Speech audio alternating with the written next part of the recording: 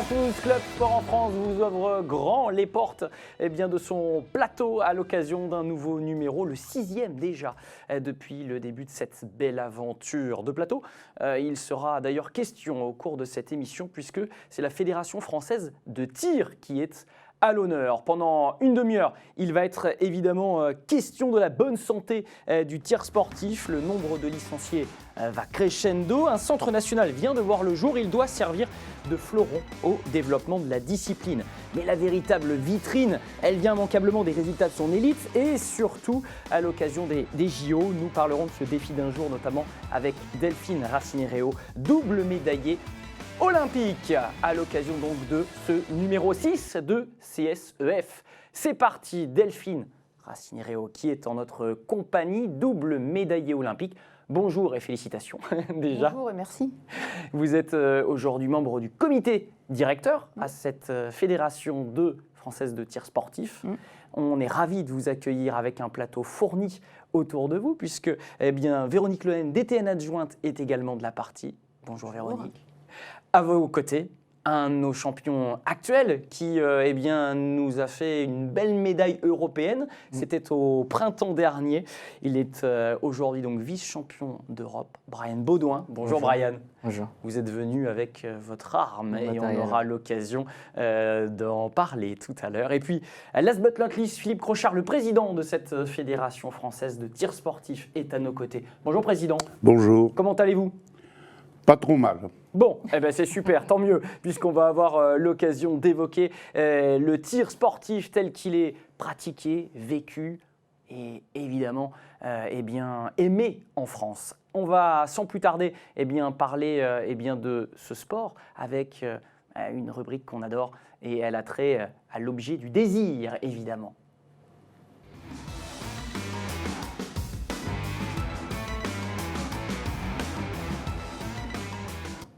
Objet du désir et pour moi aujourd'hui de l'intrigue même, puisque ces armes qui sont le quotidien de nos sportifs d'élite sont pour moi une grande première, avec même une appréhension, une petite peur, dois vous le dire. Brian, vous êtes venu avec votre carabine puisque vous êtes un spécialiste évidemment de cette discipline, pas que, on aura l'occasion d'y revenir. Est-ce que vous pouvez nous présenter, pas votre bébé, mais j'imagine quelque chose, un outil qui est plus qu'un outil de travail. Vous la chérissez, cette arme. C'est carrément un outil de travail même, parce qu'on passe beaucoup de temps avec et ça demande quand même un petit peu d'entretien. Vous pouvez la prendre en main et nous montrer un petit peu.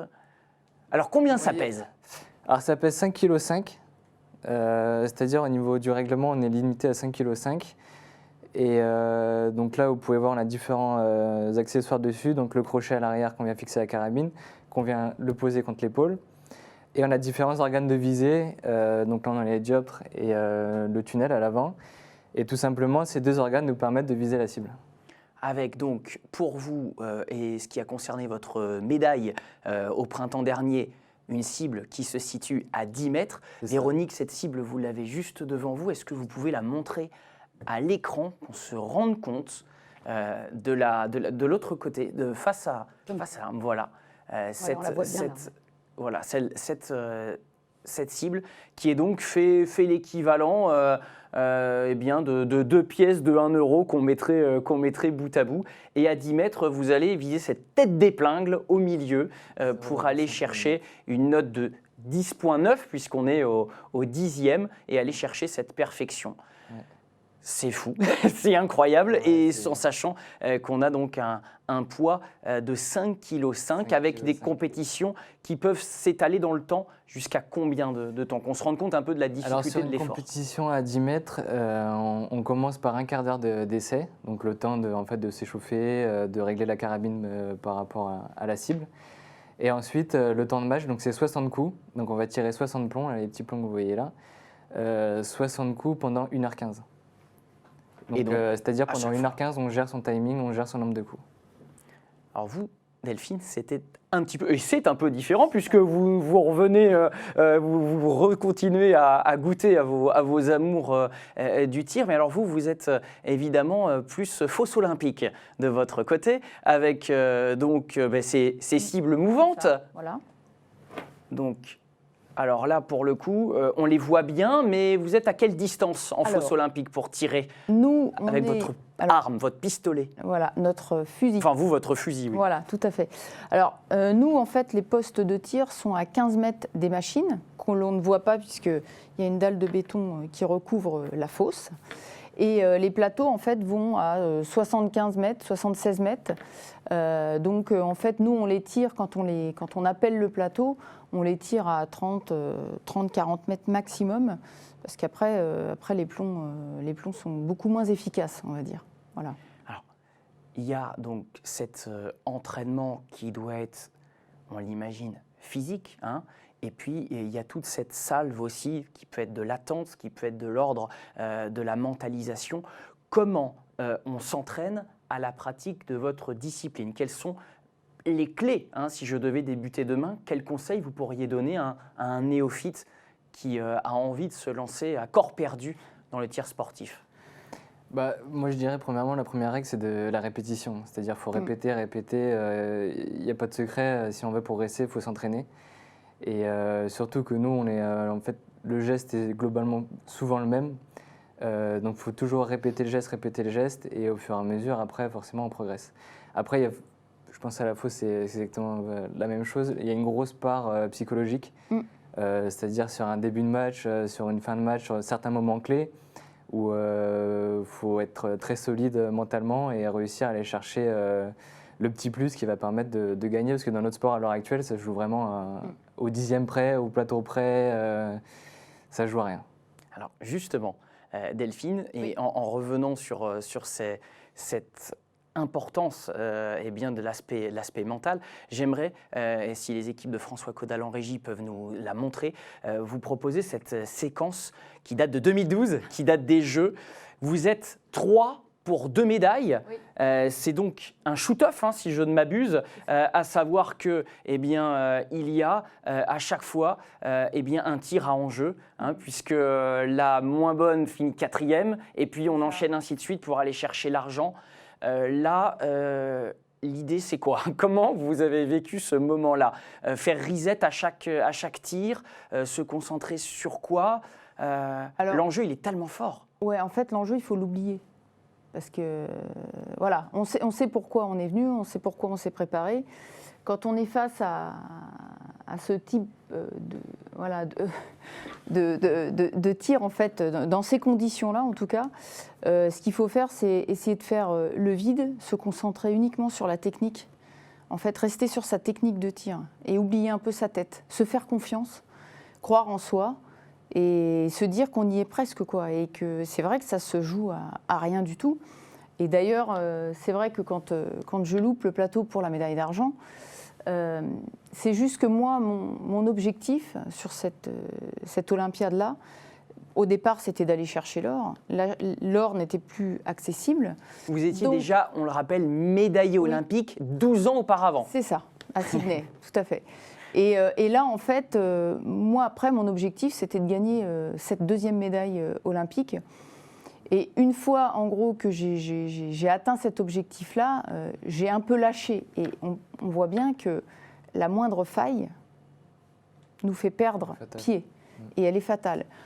Alors voilà, bon, j'aurais bien sûr souhaité faire mieux, mais encore une fois, ça se joue à un fil, tout comme la fille de Saint-Marin qui rate ce plateau et qui se dit que, voilà quoi, elle sera 4e. Parce que, ou elle aurait pu être 3e si j'avais pas tenu le coup. C'est aussi pour ça le geste un peu qui peut ne pas être bien pris, mais c'était juste se dire ça y est quoi, j'ai tenu le coup et je la tiens cette médaille. Alors après, elle est d'argent, elle est de bronze, ça reste une médaille olympique. Et cette relation, justement, pour revenir à l'essence de votre discipline, cette relation à l'arme, on tombe comment dedans? Qu'est-ce qui vous a donné envie de tirer voilà, la première fois? Qu'est-ce qui vous a donné cette envie-là? Moi, personnellement, en fait, c'est plus une histoire de famille. C'est-à-dire que j'ai mes 2 frangins qui, eux, pratiquaient déjà le tir à la carabine. Vous êtes tombé dedans quand vous étiez petit? Mais ouais, en fait, après chaque entraînement, ils montraient un peu ce qu'ils avaient tiré et compagnie. Et en fait, j'ai voulu essayer. Et puis, je ne sais pas si c'est à cause d'eux ou grâce à eux, je dirais plutôt grâce.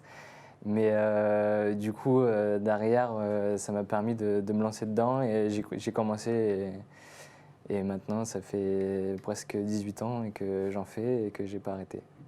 En tout cas, c'est un très très bel objet que vous nous avez amené sur le plateau. Aujourd'hui, un objet, et il en existe plein d'autres évidemment, puisqu'on est dans une fédération, une discipline qui ont multiples visages, multiples armes, multiples localisations. Cette fédération, on en parle tout de suite, fait décodage.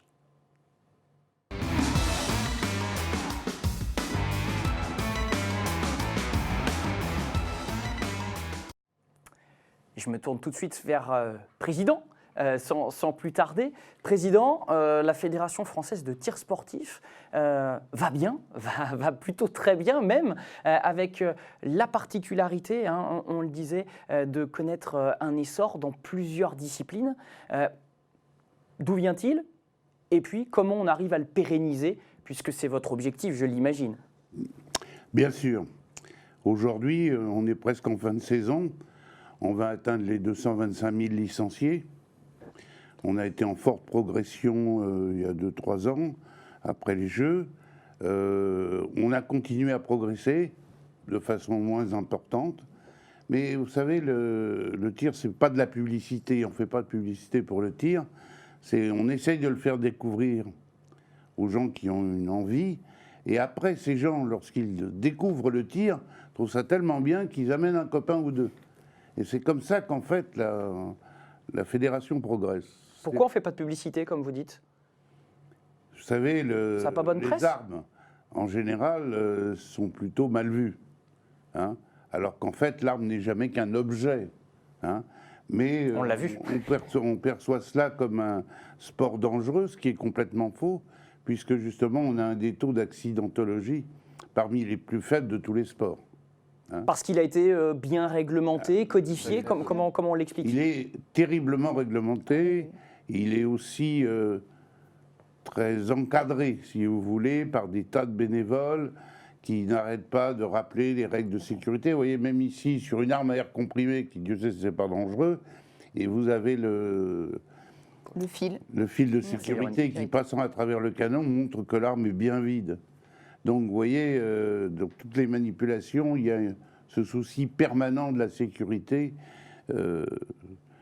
Et le tir, en plus, c'est un sport cérébral aussi. Ils vous l'ont dit tous les deux. C'est très cérébral. On se bat d'abord contre soi-même. Véronique, à quel âge on peut commencer à tirer? Alors, on peut commencer le tir à 8 ans dans les clubs, en école de tir, et on peut commencer la compétition à 9 ans. Alors, on commence en poussin. Avec quelle arme? Alors, ce sont des armes qui sont plus légères, et surtout, on a des systèmes d'aide pour l'enfant, parce que le squelette de l'enfant n'est pas adapté à une arme de 5 kg. Donc, ce sont des aides modulaires, en fait, à des petites potences, où l'enfant va pouvoir poser en fait, sa carabine sur la petite potence, ou le pistolet, et il commence comme ça, voilà. Et dans la même position qu'un adulte, par contre, debout. Des sportifs qui vont être encadrés dans un très très bel outil, un bel écrin qui a vu le jour l'an dernier. On va en reparler après une petite respiration dans CSEF. À tout de suite.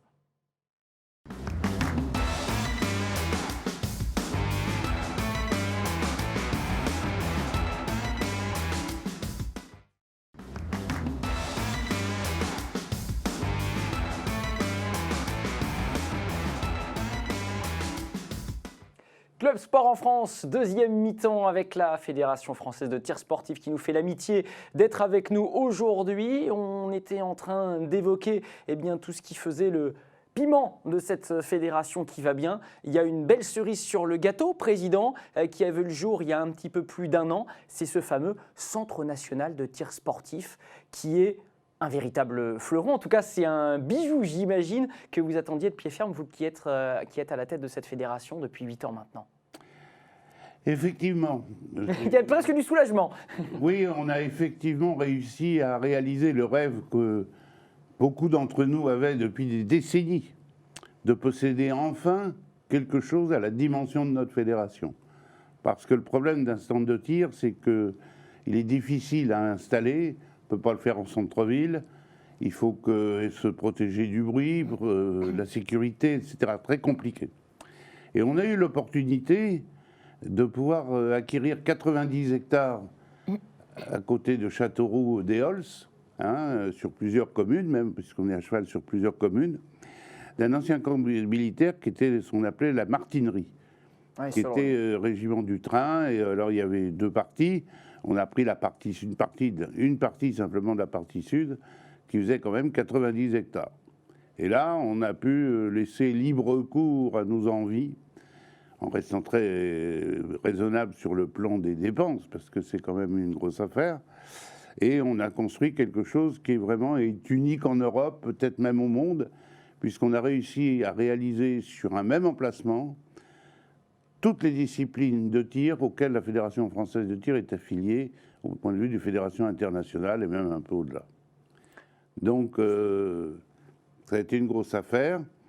On a voté ça à l'Assemblée générale de 2012, je crois, en demandant aux licenciés de faire un effort, ce qu'ils ont accepté. Ce sont les licenciés qui ont participé au financement. Ah oui, très largement, c'est la fédération, parce qu'on a eu un peu d'aide de l'État, mais l'aide que nous avons reçue de l'État en forme de subvention, soit du CNDS, soit des collectivités locales, ça nous a servi à payer la TVA. On parle des socios dans le football, mais là, ce sont les licenciés donc, qui ont participé à hauteur de 80% dans la naissance de ce centre-là. Tout à fait, parce que, on a reçu... On voit des images, d'ailleurs.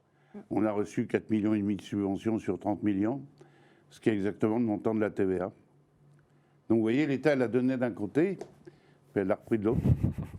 Véronique Lonen, je me tourne vers vous parce qu'on vous imagine combler l'ensemble de ceux qui sont attachés au haut niveau, à la pratique d'élite, d'avoir un écrin comme ça qui peut permettre, je pense notamment aux Fos, d'aller titiller peut-être à l'avenir les Italiens, que sais-je. En tout cas, non, c'est une référence. Oui, c'est une référence au niveau international et surtout, comme le disait le Président, le CNTS répond au cahier des charges des 7 fédérations internationales dont la Fédération française de tir est affiliée.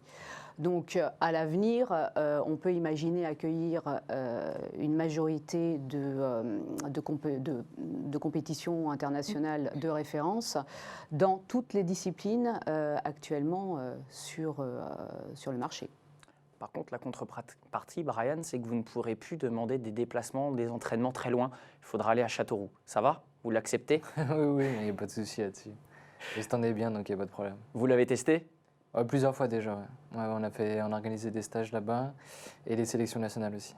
Le seul écueil, le seul problème, c'est pour Paris 2024. On était trop loin dans le cahier des charges pour... Ah oui, non, il n'en a jamais été question. Jamais été question, puisque tout devait se dérouler dans un périmètre de 15-20 minutes de déplacement. Ce que je trouve quand même scandaleux, soit dit en passant, qu'on nous impose ce genre de choses. Lorsque nous étions ensemble avec Delphine à Rio, pour regagner le stand de tir de Montel, c'était 2h30 de voiture dangereuse, parce que la conduite à Rio, c'était quand même très spécial. Alors, ça a été imposé. Et Tokyo, en 2020, c'est un peu du même ordre. Oui. Vous parlez notamment de Tokyo. Je saisis la balle au bond avec notre prochaine rubrique. On va évidemment parler des JO, de cette lumière mise sur le tir sportif.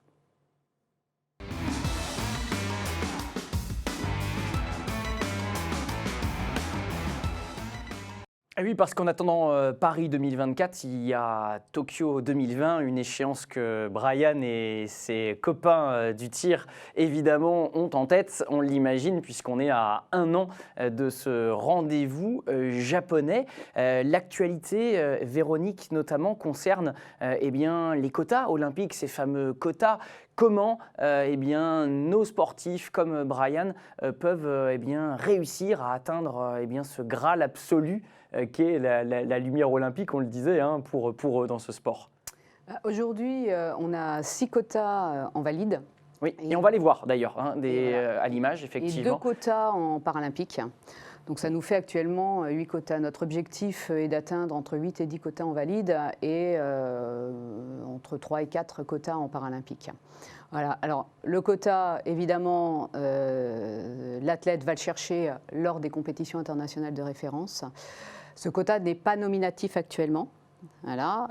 Pour que le chemin de sélection soit officiel, il faut qu'il soit validé par la CCSO, qui est la commission consultative des sports olympiques. Il y a toujours un peu de mal à... voilà, beaucoup de sigles. composé de personnes du ministère, de l'agence du CNOSF. Et vous également. Et des fédérations, bien évidemment, hein, puisque le chemin de sélection est bien évidemment écrit entre le président et le DTN. Voilà, une fois ce chemin de sélection validé, soit le quota est rendu nominatif, soit il est toujours non nominatif. Mais à l'heure actuelle, les athlètes qui vont chercher des quotas vont chercher une place pour la France et en aucun cas ce quota pour l'instant est nominatif. Donc, si Brian, par exemple, prend un quota sur la Coupe du Monde de Rio ou sur une autre compétition internationale, il aura gagné une place pour la France dans sa discipline.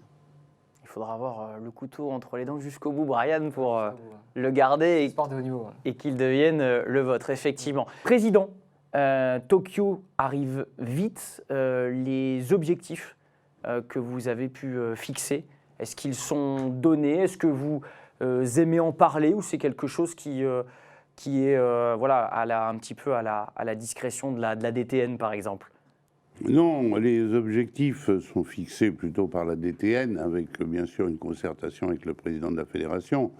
Je fais tout à fait confiance à mon directeur technique national, Gilles Muller, qui est un garçon remarquable, à qui j'ai une grande complicité depuis que j'ai pris la présidence de cette fédération. Et on table sur 2 à 4 médailles olympiques lors des Jeux de Tokyo. Mais vous savez, c'est tellement fin la différence entre une médaille et la 4e ou la 5e place qu'on ne pourrait pas glisser une feuille de papier à cigarette. Oui, c'est le moins qu'on puisse dire quand on a vu vous la tête d'épingle. La tête d'épingle. Alors pour être hors norme sur ce plateau, il faut repartir avec la victoire au quiz qui clôt l'émission. Ah.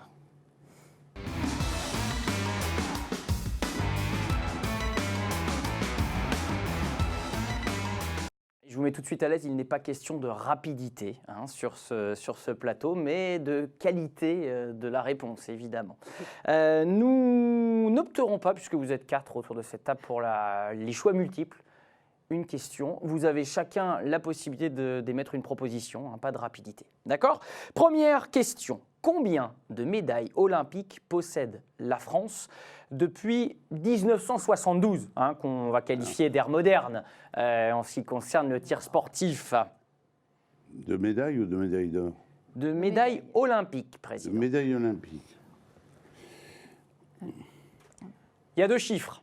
Oui. C'est le seul indice que je puisse vous donner.